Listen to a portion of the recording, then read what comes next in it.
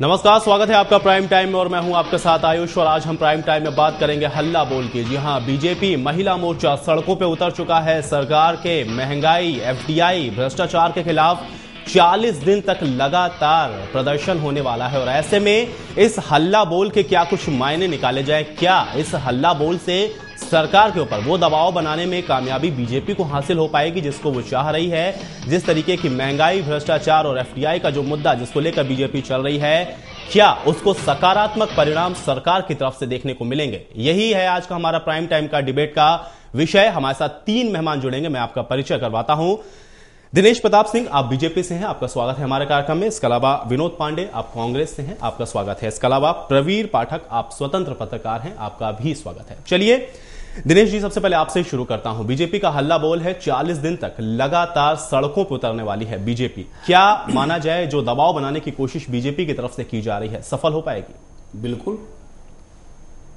तो ये जो आपका धरना प्रदर्शन है या जो आंदोलन है, उसके जो मांगे हैं, जो तरीका अपनाया गया है आंदोलन का, पिछले दिनों हम लोगों ने देखा है बहुत बड़े मास मूवमेंट भी हुए हैं, उनका हश्र, उनका नतीजा हमारे सामने है। लेकिन इस आंदोलन की ऐसी क्या अलग बात है जिसको लेकर आप ये इतने आश्वस्त नजर आ रहे हैं और आप ये समझ रहे हैं सरकार दबाव में आ जाएगी, या जो सरकार की जो नीतियां हैं, जो जन विरोधी नीतियां हैं, उसको आप जनता के सामने अच्छी तरीके से रख पाएंगे?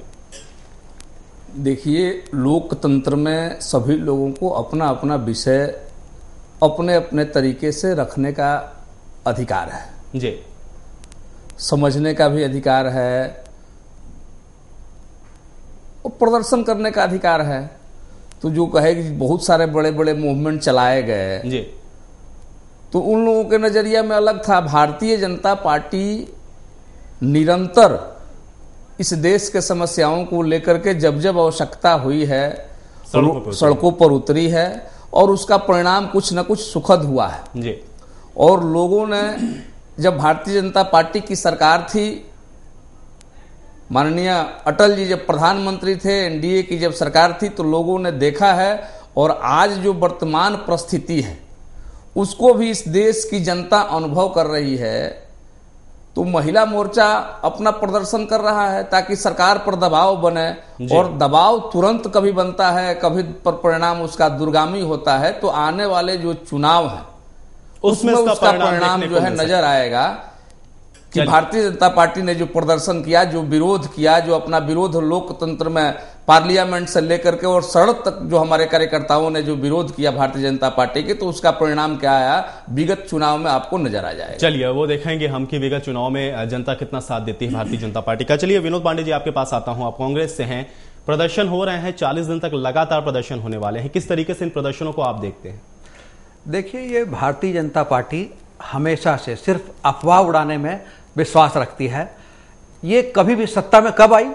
जब इन्होंने खून खराबा करवाया, अफवाह उड़ाई, मंदिर मस्जिद के नाम पर लोगों को लड़वाया, तभी ये सत्ता में आई। नहीं तो इनके पास कोई मुद्दा नहीं है, कुछ नहीं है। जहां तक रह गई 40 दिन के बाद, आप भी देखेंगे अभी 40 दिन क्या 20 दिन के अंदर अंदर ये गुब्बारा फूटता हुआ नजर आएगा। जब पब्लिक साथ बिल्कुल नहीं देगी, वो समझ जाएगी कि ये इनके पास कोई मुद्दा नहीं है। सिर्फ नहीं, ये विपक्ष के लायक भी नहीं है। अगर आप देखें, अगर ये विपक्ष सही भूमिका निभाते तो निश्चित रूप से ये अन्ना जी या अरविंद केजरीवाल जो आज लोग उछल रहे हैं, इनकी भी जरूरत नहीं थी। ये तो विपक्ष के लायक भी नहीं है। जहां तक रह गई बात इसकी, आप जानते हैं।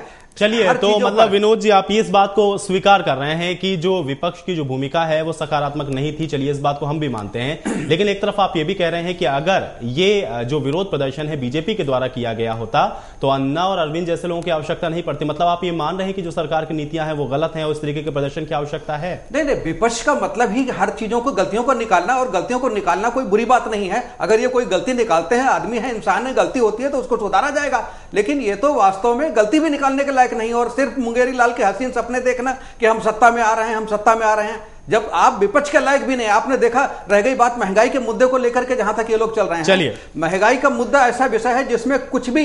चलिए विनोद जी, आपकी बातों का जवाब मैं दिनेश जी से लूंगा। चलिए प्रवीर जी, आपके पास में आता हूं। आप स्वतंत्र पत्रकार हैं, एक पत्रकार की दृष्टि से अगर मैं आपसे पूछना चाहूं तो आप किस तरीके से इस आंदोलन को देख रहे हैं? इस आंदोलन में देश की एक तीसरी आज़ादी की लड़ाई जो सामने आने वाले भविष्य में दिखाई देगी, वो स्थिति अब सामने आ रही है। और जिस प्रकार से आंदोलनों की प्रासंगिकता इस देश से लगातार अब कम होती जा रही है। जो ऐसे बड़े बड़े आंदोलन हुए वो जनता की सहभागिता से सफल हुए थे, लेकिन अब जो विषय आ रहे हैं उसमें जो अरविंद केजरीवाल या अन्ना हजारे या बाबा रामदेव जी जैसे बड़े बड़े आंदोलन हुए, तो जनता के मन में एक आक्रोश है, और वो आक्रोश कभी कभी प्रकट होता है, क्योंकि जनता के अंदर भी आक्रोश है। जनता चट्टानों की बोझ सहा करती और ये चंदनियों का बोझ किसी भी सहते हैं।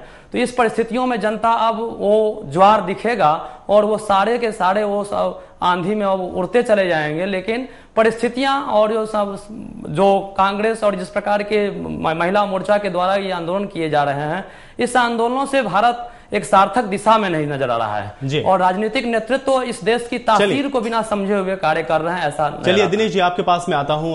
अभी यहाँ पर विनोद जी आपके ऊपर बड़े आरोप लगा रहे थे, कह रहे थे कि अफवाहें उड़ा करके आप लोग सत्ता में ही आए हैं, खून खराबा किया तब आपको सत्ता मिली है। इस बार भी जो आपका ये जो धरना प्रदर्शन है 20 दिनों में ही उसकी हवा निकल जाएगी। आपकी प्रतिक्रिया क्या है इनके बयान पर? देखिए, विनोद जी आवेशित होकर के, जब नहीं होता है कि हम लोग कहते हैं कि हमारे द्वारा कोई गलती हो गई तो उस पर पर्दा कैसे डालें जी, तो पर्दा डालने का काम गुस्सा जाने से और एक्साइटेड होकर के किसी भी विषय को रखने से उस पर पर्दा पड़ने वाला नहीं है। भारतीय जनता पार्टी के लोगों ने स्कैंडल किए हैं, भारतीय जनता पार्टी के लोग घोटाले पर घोटाले किए हैं। कितने घोटालों का नाम बताया जाए, वो कॉमनवेल्थ घोटाला हो, 2G हो, मतलब कितने घोटाले हैं कि जिसका नाम तक नहीं गिनाया जा सकता है। ऐसा कोई काम नहीं है जिसमें घोटाला नहीं हुआ। दिनेश जी, थोड़ा सा आपको मैं यहाँ पे करेक्ट करना चाहूंगा। आप बीजेपी का नाम ले रहे हैं, कांग्रेस ने किए हैं घोटाले। ना मैंने बीजेपी के लोग जो बोलते हैं तो वो कहेंगे कि मैंने भारतीय जनता पार्टी के लोग घोटाले में बोल रहे हैं, तो कांग्रेस के लोगों को लगता है कि भाई ये हम पर आरोप लगा रहे हैं। तो भारतीय जनता पार्टी के लोग जब भी कोई कुछ बात बोलते हैं। चलिए दिनेश जी, मैं आपसे बैक टू बैक 2 सवाल करूंगा और मैं चाहूंगा कि आप मुझे एकदम स्पष्ट उसका जवाब दीजिए। आप ये चीज मानते हैं कि यूपीए 2 की गवर्नमेंट की जो नीतियां हैं वो जन विरोधी हैं? बिल्कुल जन विरोधी है। ठीक है। आपके ही जो पार्टी के वरिष्ठ नेता हैं लालकृष्ण आडवाणी, वो ये कह रहे हैं कि मनरेगा जो स्कीम है बहुत बढ़िया एक स्कीम है जो यूपीए 2 गवर्नमेंट ने लाया है, इससे बहुत फायदा हुआ है। इस बयान को किस तरीके से फिर देखा? देखिए, आडवाणी जी यूएनओ में गए, उनसे पूछा गया भारत के सरकार के बारे में, तो